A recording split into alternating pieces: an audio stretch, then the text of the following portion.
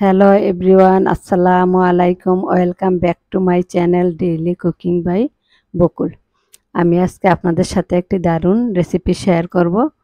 আজকে তৈরি করব সজনে পাতা দিয়ে মুচমুচে পাকোড়া। আমরা বিভিন্নভাবে সজনে পাতা খেতে পারি, শাক হিসাবে পাকোড়া বানিয়ে বা ঝোল রান্না করে। তো আজকে আমি পাকোড়া তৈরি করব। দেখতে যেমন চমৎকার লাগছে, খেতেও অসাধারণ। পাকোড়া তৈরি করার জন্য এখানে কিছু কচি সজনে পাতা নিয়েছি। কচি পাতাগুলা বেশি ভালো হয় ভাজি করার জন্য, পাকোড়া বানানোর জন্য, দ্রুত সিদ্ধ হয়।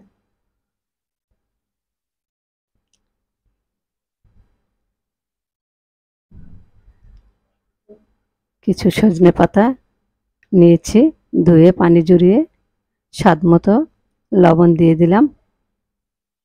দিয়ে ভালো করে হাতে মথে নিব। চাইলে আপনারা কুচি করে কেটেও নিতে পারেন, যেভাবে আপনাদের সুবিধে। আমি হাতেই মথে নিচ্ছি। একটু বেশি করে ভালোভাবে এইভাবে মথে নিতে হবে, না হয় পাতাটা নরম হবে না।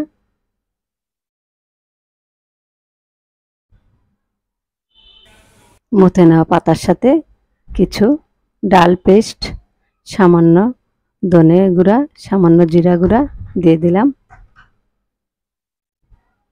সামান্য রসুন পেস্ট, সামান্য আদা পেস্ট দিয়ে দিলাম।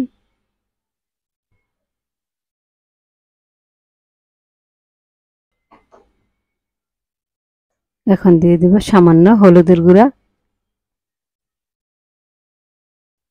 সাথে অ্যাড করব কিছু কাঁচামরিচ কুচি। ঝালটা আপনাদের পছন্দ মতো দিতে পারেন।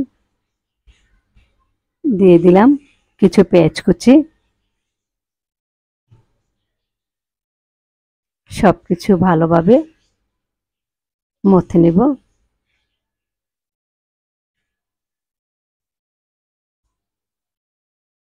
ডাল পেস্টটা একটু বেশি দিতে হয়। সব কিছু ভালোভাবে মথে নরম করে নিব।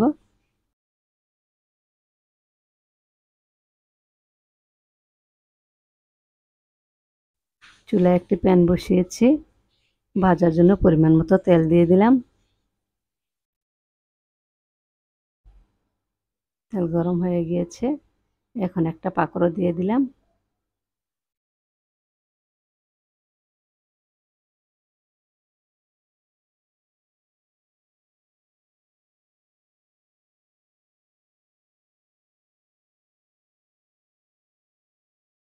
এক এক করে আরও কিছু পাকোড়া দিয়ে দিব।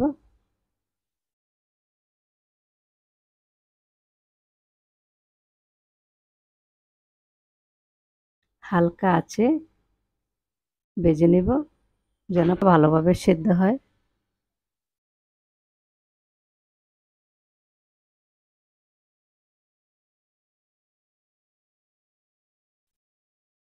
এভাবে উল্টে পাল্টে ভেজে নেব।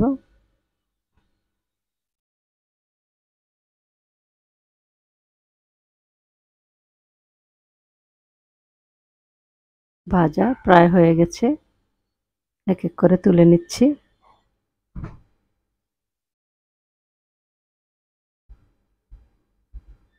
সবগুলা পাকোড়া বানানো হয়ে গেছে। দেখুন দেখতে কত দারুণ লাগছে, খেতে অসাধারণ। আপনারা এইভাবে বানিয়ে খেয়ে দেখুন, আশা করি আপনাদের কাছেও ভালো লাগবে। আজ এ পর্যন্তই, আল্লাহ হাফেজ।